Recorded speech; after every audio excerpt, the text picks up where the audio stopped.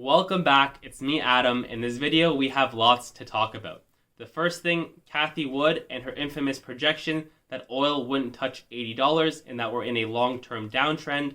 Well, as of this recording, oil had topped out this week at about $79.79 a barrel, about 21 cents away from her prediction. As well, right now we're about $79.30, so we're awfully close, and it's super interesting with everything that's been going on in terms of gas prices right now where I'm living.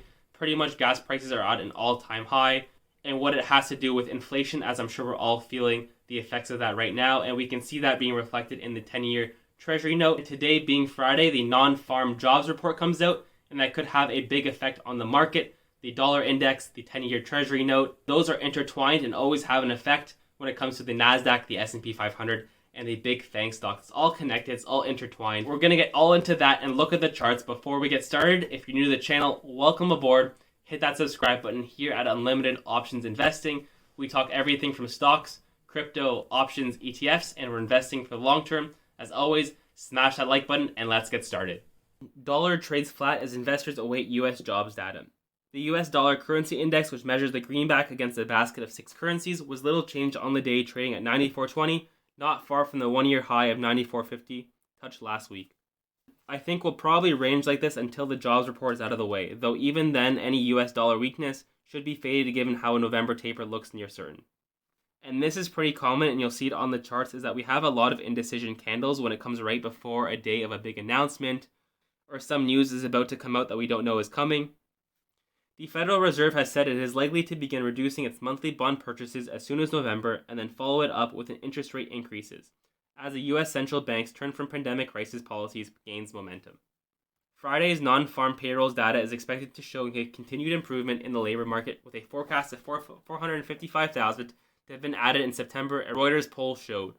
And taking a look at that dollar index DXY, we see exactly that. So tomorrow will be a very indicative day if we're continuing this uptrend and making this point of about 94.50 and then breaking higher, or going back and testing this 20 EMA or 50 EMA. And when we take a look at the 10-year Treasury note yield, which is a great way to measure inflation, what it indicates is where the interest rate is going to be in 10 years from now. So if inflation is running hot, then the interest rate is obviously going to be higher, and vice versa.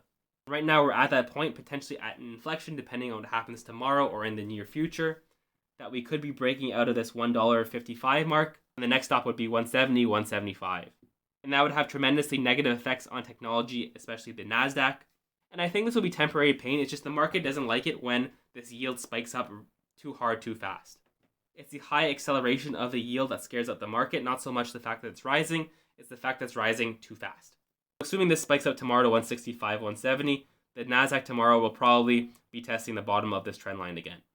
But if not, and we see a pullback to, let's say, 145, then the NASDAQ will be looking a lot healthier.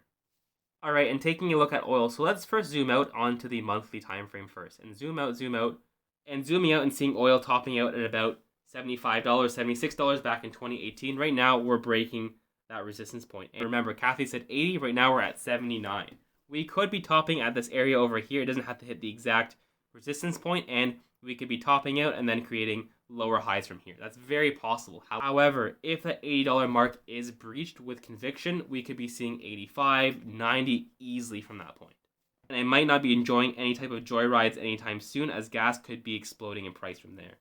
But what I also want to remind you guys is that oil is a very manipulated commodity. OPEC, the Russians, and the Arabs turn on and off the valves of oil all the time to manipulate the price as they please so that they can extract as much money as possible. So really, I wouldn't be surprised if it tops out and if Mom Cathie was right and it doesn't touch $80. However, if it breaks right through it, she'll be wrong, and we'll have to see from there how high it goes. And taking a look at the major indices, the Dow, the SPY, and the NASDAQ, they were all up today. However, all having very similar candles of a pin bar or a shooting star. However, it's green and not red. I think the market's just confused. It wants to see what happens tomorrow with this jobs report and then go from there. So things are still volatile out there, so be cautious, but cautiously optimistic, as I think we will get out of this rut and start rallying into the end of the year, hopefully into next year.